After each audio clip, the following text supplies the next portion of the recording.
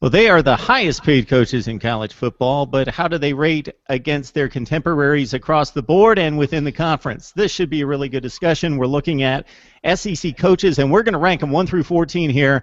Got Chad Neipling on board and also David Waters to help me do it. So, gentlemen, this should be a good discussion because I've done this with another conference, and it's not the easiest thing to do. You're pretty comfortable with the top 10 or 12, something in that range, but it gets kind of dicey from there. But I'm going to make a bet that we all agree on number 1 and number 14, and then it's going to be all jumbled up between that. That's going to be my guess. So, David, let's start with you. Let's hear the 1 through 14 rundown.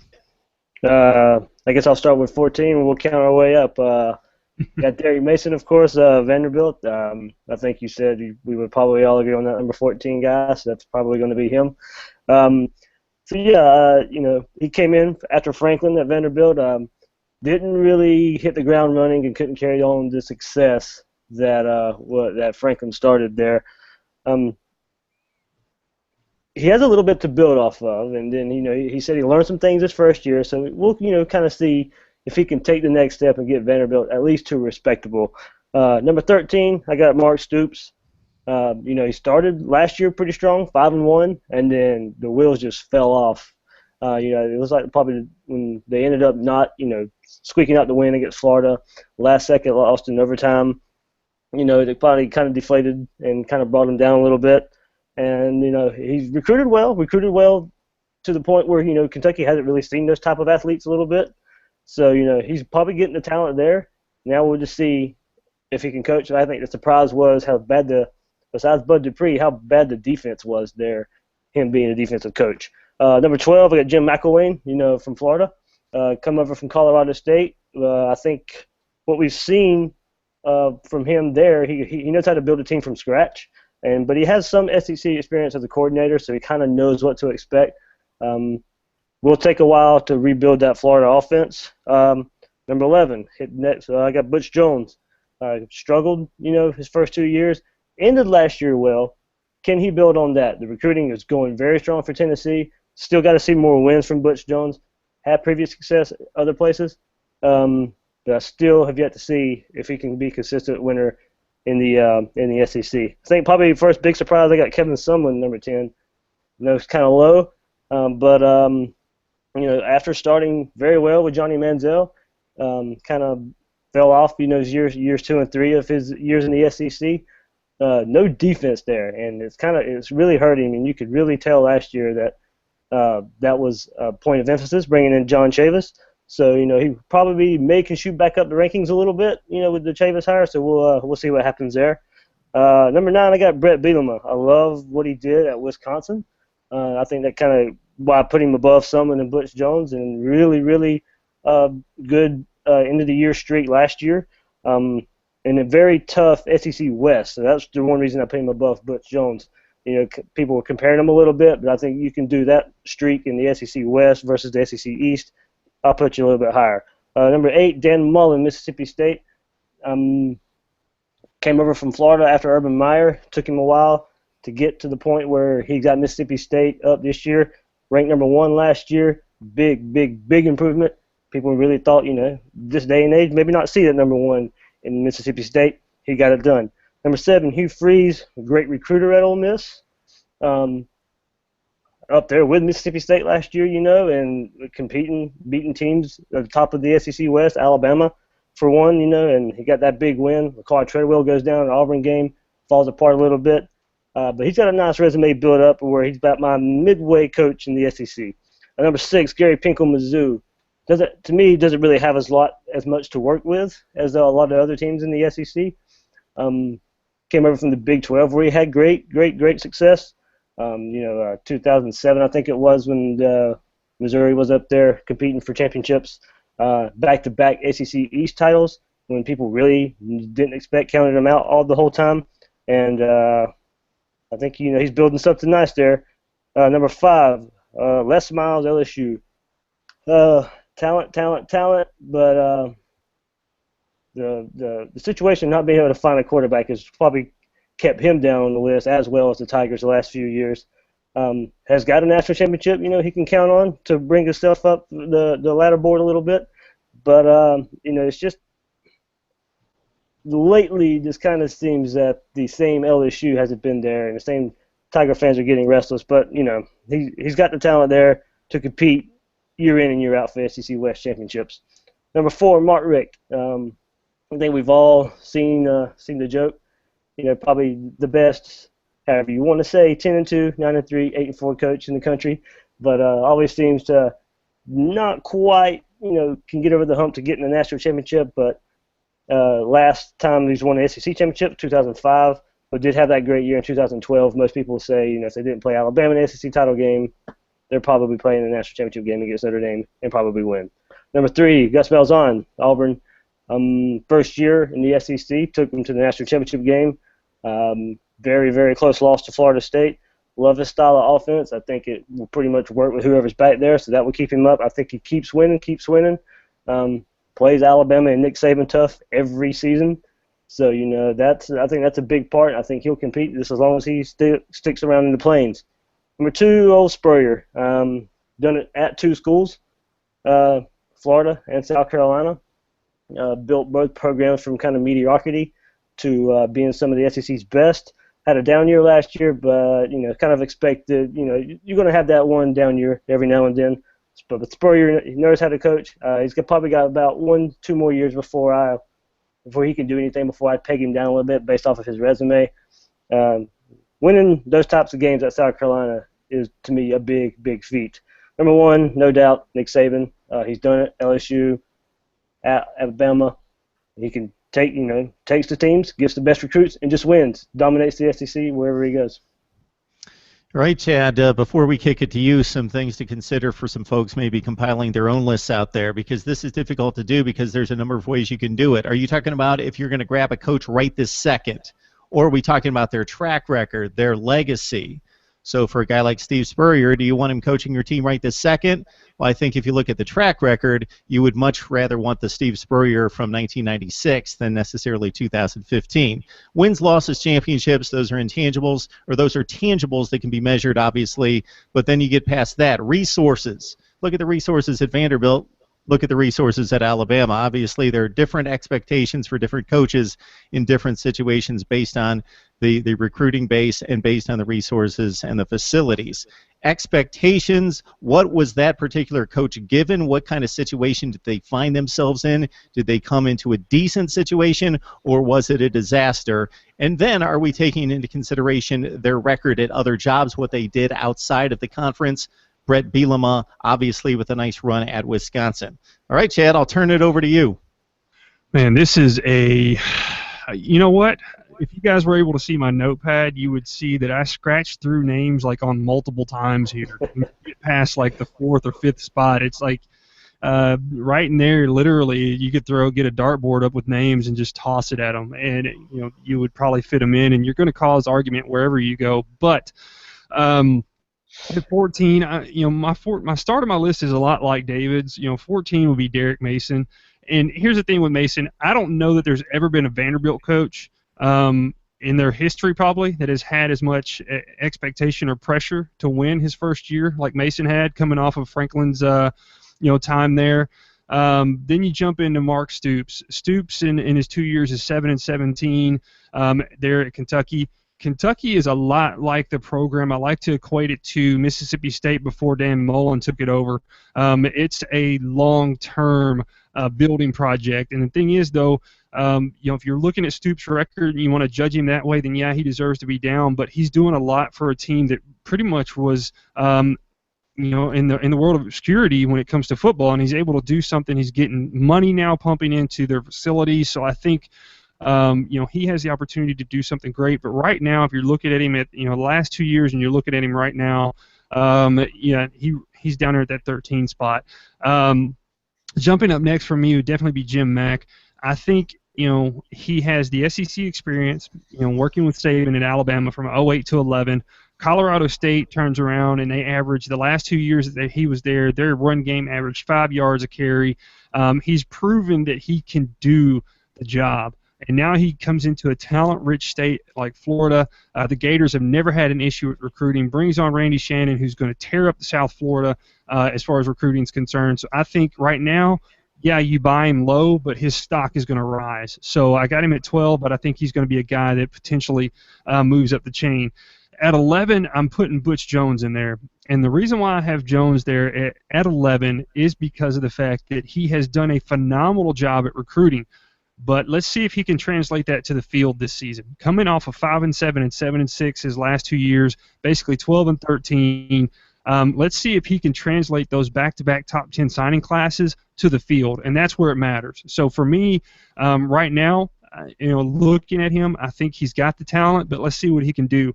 At 10, I put in Brett Bielema. Bielema's 10-15 over 2 years, went 3-9 his first year. A lot of people were, especially his critics, the people outside looking in, and even those within the SEC said you can't outdo Alabama and LSU at what they do.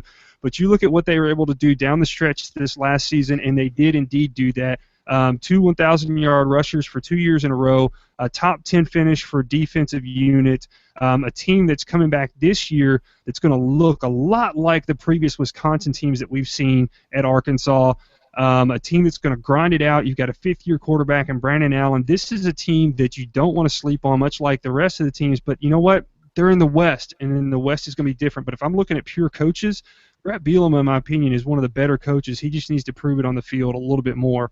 Coming up after that would be Sumlin.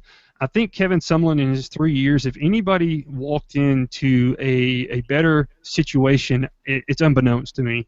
Sumlin walks into a Texas A&M situation that goes right into the SEC, into the big state of Texas, one of the biggest pipelines as far as recruiting is concerned, right there with Florida, California, Ohio, and he's 28-11 over 3 years. The guy has done a phenomenal job, has had a Heisman winner underneath him, comes back this year, steals John Chavis away from LSU, which is going to be a massive game.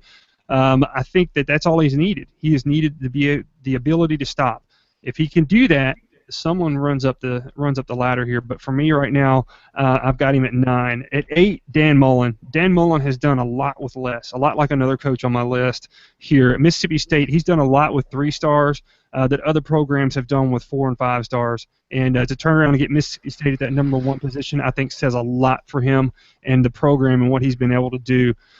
Hugh Freeze would be my number 7 guy. I think Freeze as a person and as a coach and as a mentor ranks a lot higher than this, just about what he stands for and about trying to teach young men, and I love that aspect of him. He's also created one of the most dominant defenses in the league, and we've seen that over the past couple of years. As a matter of fact, it's one of the top scoring defenses this last year. So we'll see what he can do. 24-15, got questions at quarterback, but let's see how he translates everything onto the field, and that's more of a concern for me going forward. So looking at what he has done and what he will do, I've got Freeze at 7. At 6, this is where we're going to differ a little bit, David. I have Mark Richt, and I have him there, and some people are going to say, why do you have him so low? Are you kidding me? Look at what he's done.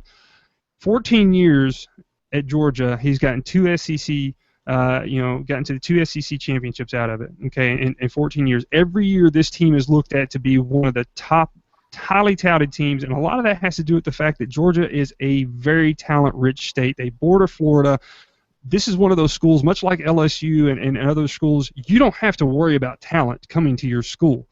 My question is, at this point right now, are the fans, after this year, if they don't have the season that they want and they don't get to the championship game, is Mark Richt going to be on the hot seat after this season? And that's something to seriously consider, because the chatter got really loud last season with them dropping the ball on occasion. So Mark Richt at 6 for me, just because of the fact that he hasn't gotten it done, but what he has done while he's been there has been pretty impressive for the 14 years. Number 5, Gary Pinkel. I don't think there's a man in this conference that's done more with less, period, point blank, into the discussion. He does a lot with talent, and he's proven it. Some people want to say he's opportunistic, but it doesn't matter. They've made it to the championship game, and that's what matters. So at number 5, Gary Pinkel. Number 4, Les Miles. Again, another guy that's advantageous just in the fact that he has a lot of talent in Louisiana coming into his school.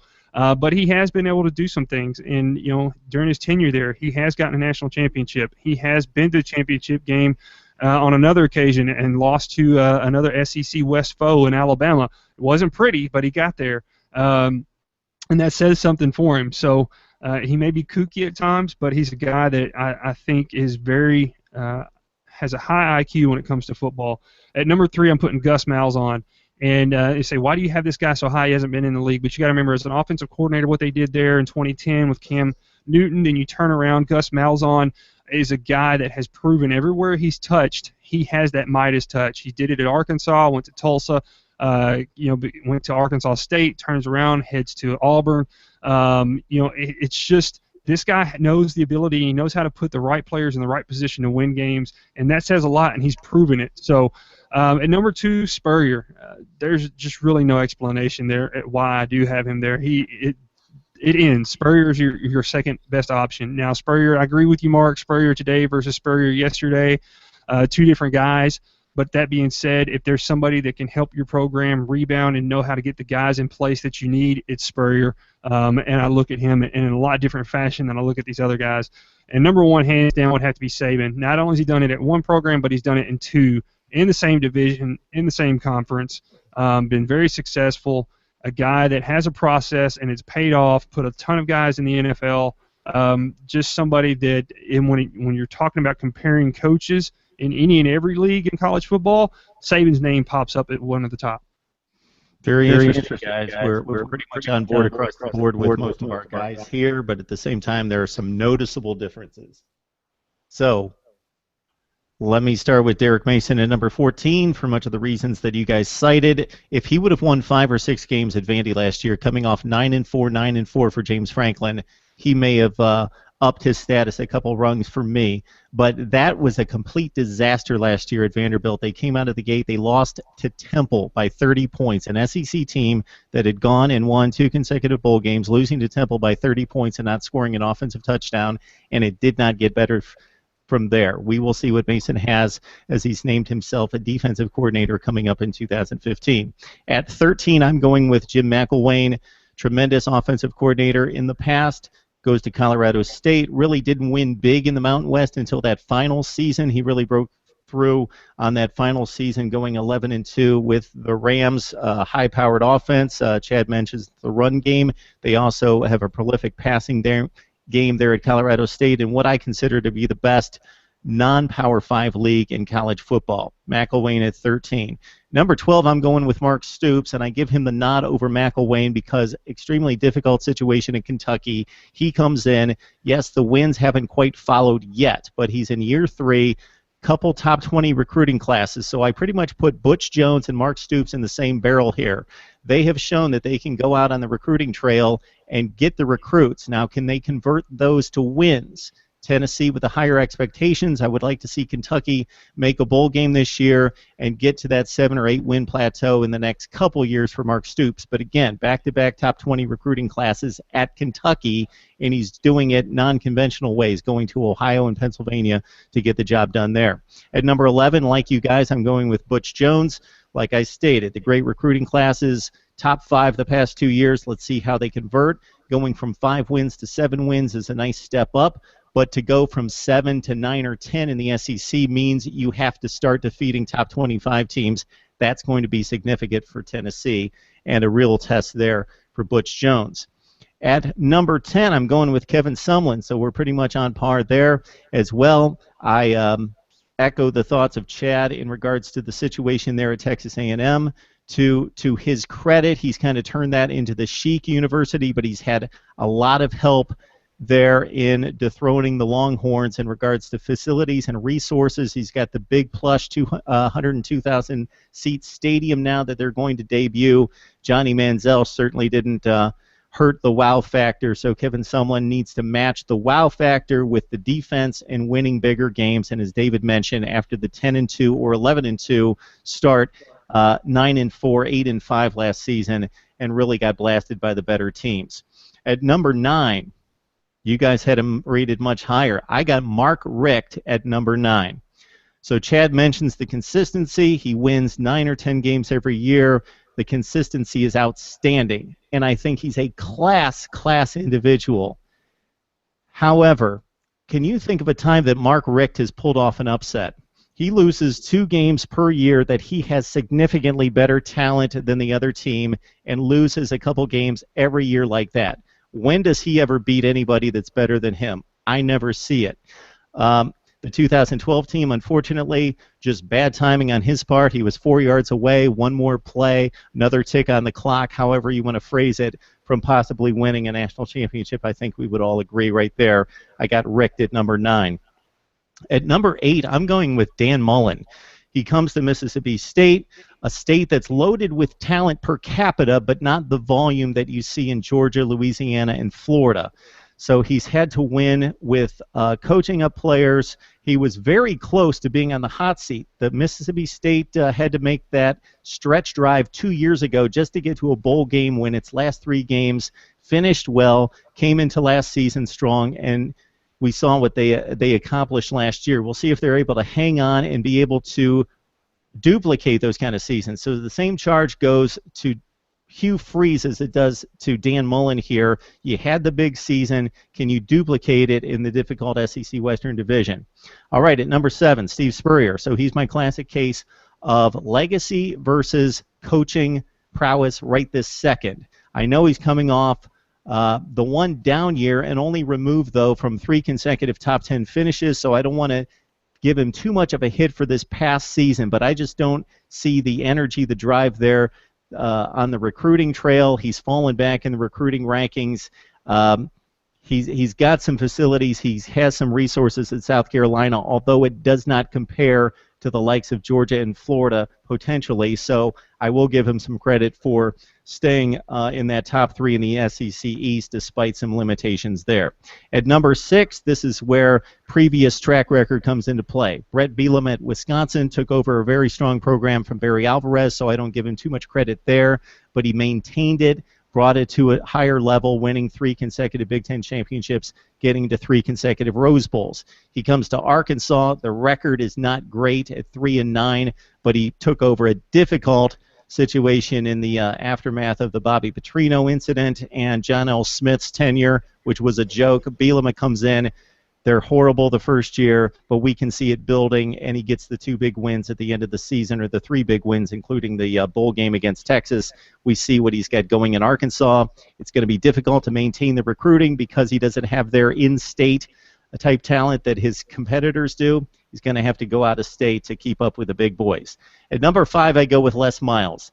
He is a player's coach. They love him. They will run through a brick wall for Les Miles. I give him all the credit in the world for that. He inspires young men. I can name 5 or 6 games that he completely blew in his tenure at LSU with horrible play calling, clock management, blunders, just really poor coaching on the sideline.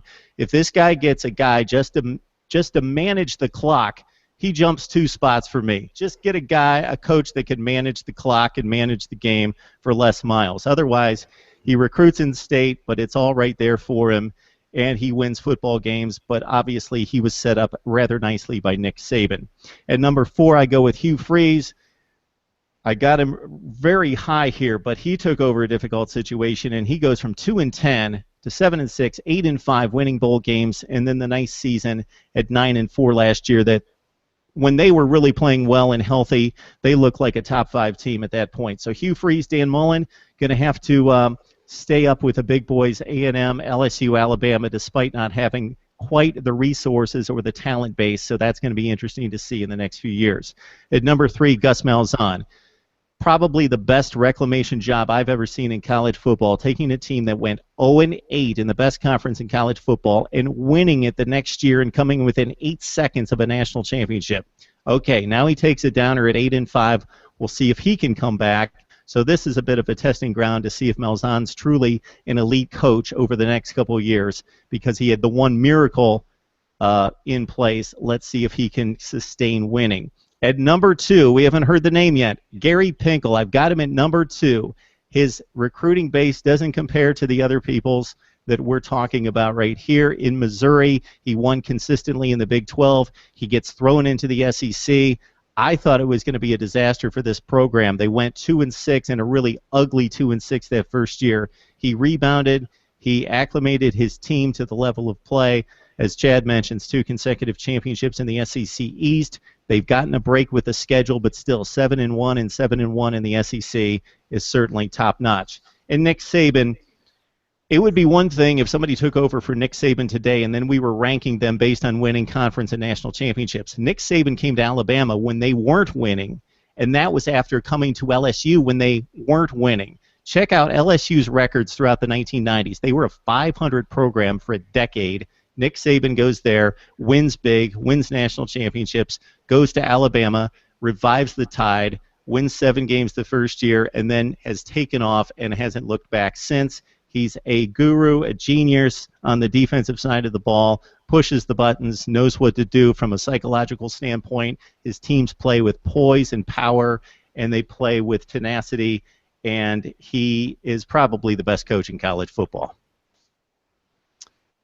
So, not arguing. I think we've most of the way I'm jotting down these names and seeing where we line up, but there were a few deviations in there as well. So really good discussion there. Yeah, I'm surprised Chad and I were so close on a lot of this. Yeah. So I'm going to toss out one question to each of you. If there's a guy that has a down season this year that's going to be more in trouble than anybody else, who would be that one coach, David, that you think is on the hot seat if he doesn't have a season that meets expectations? I'm going to say probably finally Les Miles. I really think, Tiger fans, I really think maybe get restless. I work with a diehard LSU fan, so I get to hear some of it. And he's tired of not having a quarterback, tired of losing to Alabama.